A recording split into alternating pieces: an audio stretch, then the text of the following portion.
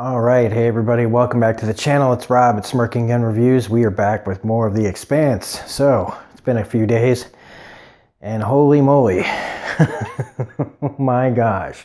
So, we are at Season 1, Episode 8. It's called Salvage. It's going to be full of spoilers. If you have not seen the episode, what are you doing here? Go watch it, come back, then watch this. This is not a filler episode. Like last one, I said that they don't like sit on their hands and, make you wait. This should have been like a penultimate episode because this has what started out as like, I don't know, I kind of felt like it was just like, oh, okay, well, we're going to see a little more forward progress. Turns into one of the biggest episodes of the season. Holy moly. So let's just jump right in. And even though it's a really big episode, I don't really know how long I'm going to talk because everything just kind of happens really quick. So we have Miller on his way to Arrow Station, and he has this little conversation with a Mormon about faith and other stuff, and I'm not going to get into that because it's faith-based philosophical stuff that I just don't really care about. I did like Thomas Jane asking the guy, like, aren't you afraid of being all the way out there and realizing there ain't nothing there?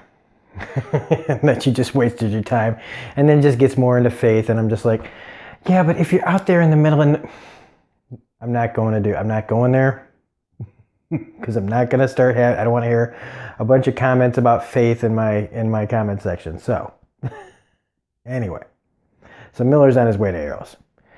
Then we have, just really quickly on Earth, you find out that the Mars ambassador killed himself.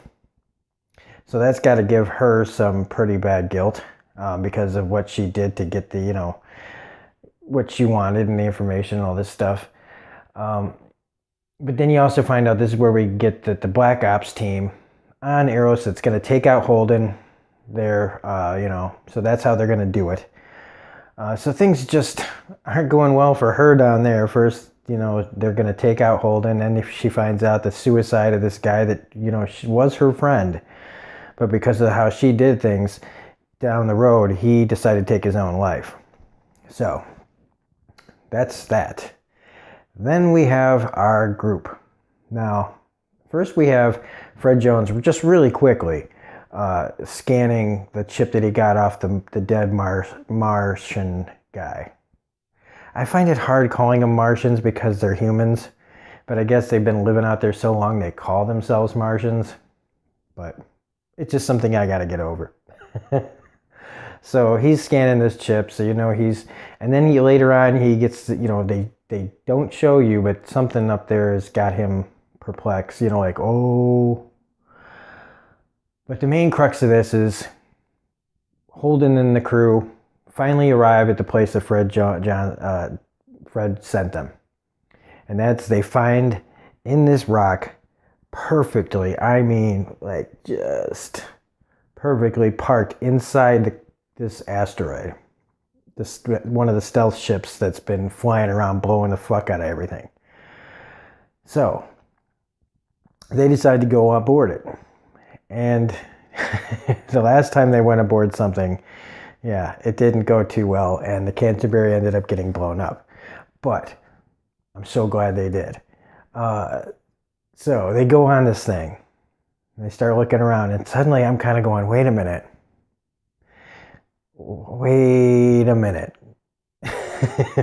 Things start looking kind of familiar. And then you have the Scapuli suit sitting there floating around. And I'm like, oh shit. So, and they find the safe in there. They turn on the ship. They're warming it up, And then they open up that room, and I go, oh fuck, I put it all together. So at the beginning of this series, where Julie Ma was at was not the Scapuli. It was this stealth ship. That they had been on the Scapuli, the stealth ship took them aboard it, and whatever's on this ship is what was sucking everybody into it. I still don't know 100% what's going on, but as it starts to come alive on the ship, while Holden and everybody's on there, it's like, oh God. But here's one of the best parts, is that not only now do we know that this was the ship at the beginning of the show, that this was where Julie Mao was. She's clearly not on the ship. Or at least you're hoping that she's not. As it's coming alive and it starts reacting to them, they do the thing that you need them to do instead of what they would do in most crappy sci-fi. Is they kind of go, oh, you know, they could go like, oh, what's that? And then it turns into fucking an alien and shit. Where you do the dumb thing. No, they turn and they go. They say, it's time to get the fuck out of Dodge. Let's not look around anymore. Let's not try to take samples. Let's just get out of here. And then what else happens? They talk about decontamination policies, about how they shouldn't get on the ship right away in case they're infected. Another thing that doesn't happen a lot in these shows where people just go, get us on the ship, we're panicking. Ah! No, they don't. They do the smart things. So again, it's just showing how this show is way, way more advanced as far as like logic-wise than a lot of sci-fi. And those are just small details, but I find them to be like the best. And so, yes, that thing seemed to be alive, which I thought it was some sort of organism. It probably is what took out everybody at Phoebe Station. And so this is all starting to come together. The picture is starting to come into focus for me. I still don't know 100%, and I don't think I'm supposed to. In fact, if I knew, I'd probably be kind of mad. So I'm glad that I'm still figuring things out. We also find out that from Miller getting to Eros and talking to his friend Sammy, Inspector Sematiba, but they call him Semi, that Lionel Polanski is Julie Mao. That's the name she's using. So she's on Eros. And she's at this hotel called the Blue Falcon. Now, I could get into all the little details of how they got to that point, but that's just so. Now, Miller's on Eros. He knows that Julie is Lionel. He doesn't know who Lionel is. Then we got the other cool thing that I was kind of thinking about, but I'm glad they did, is that they blew up the stealth ship. Now, I know they did it out of revenge, and possibly, to just get rid of that thing. Because, in other things, they'd be like, no, we need to keep it around as some sort of, we need to like study it and blah, blah, blah. And that's what creates stupid, bad sci-fi situations where you keep the thing that you know is killing everybody around. No, they blow the goddamn thing up. Now, could there be repercussions from that? Sure, I guess. I don't know. I really don't. But they blew it up. Let's not take any chances. Boom, remember the cat. So now they get to Aero Station. And this is where our data broker spy asshole sees that the Black Ops situation's going down. He's basically telling them where Holden is. And then we get this great scene that's just not sci-fi or anything. It's like a crime thriller situation. They're all in this room. It felt a little like a Tarantino type scene or a Western, where, people are kind of coming in and you don't know who, like Amos is got that room under lockdown. Like he's already kind of getting a bad vibe from this, which is why I like this guy. He's not, they may think he's a mindless thug sometimes, or at least Holden does, but he knows how to read a room. Let's just say that. And so he's starting to get a vibe from this whole place. And even I was just like, of course I know what's coming, but as I look at the things going on around, it's like it's pretty obvious as an outside observer what's about to happen in this room. And so they finally get the information they need. They find out that Lionel Polanski, that they don't know is Julie Mao, is up in that room. And that's when the data broker decides to bounce, Amos, is already he's unzipping his jacket and everything right before all this happens. And then just everybody starts shooting. And it's fucking awesome. It's one of the best TV gunfights I've ever seen. And so just as they're all pinned down and it's kind of like a Mexican standoff, all of a sudden, boom, one of the guys, something happens so that Amos can blow the head off this one guy. And who's standing there but Miller? He comes in. Okay, an A. Sorry. It was just awesome.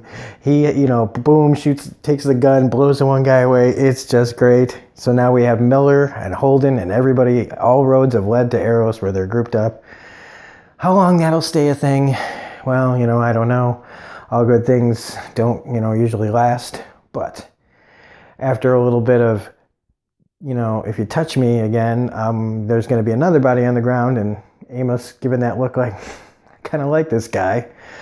They follow him up to the room that Lionel Julie is supposed to be at. And so we finally get our little bit, our pretty bleak ending to this episode. But in the end, what were we expecting to find here? I mean, I know what Miller was hoping to find, and that was that Julie's just hiding out. But see, he doesn't know what was on that ship. He doesn't know what she was exposed to. And she did not looking good in those videos, the security camera photos. And when they get in there, it's gross and smells bad and smells like sick and death, and that's what they find. Gotta admit, it's a pretty impressive shot there, and practical special effect of Julie's there. She's been infected with whatever was on that ship. It's riddled and just gross throughout her whole body, and it has killed her. And that's the end of the episode. But so much though went on in here. We know that what that ship was at the beginning. We know what happened to Julie Mao.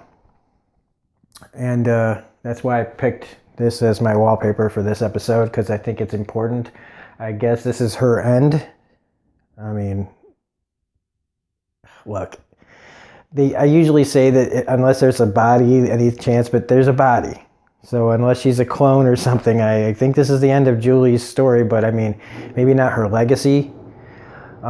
Maybe what's important now is what she stands for, or what her looking for this thing means.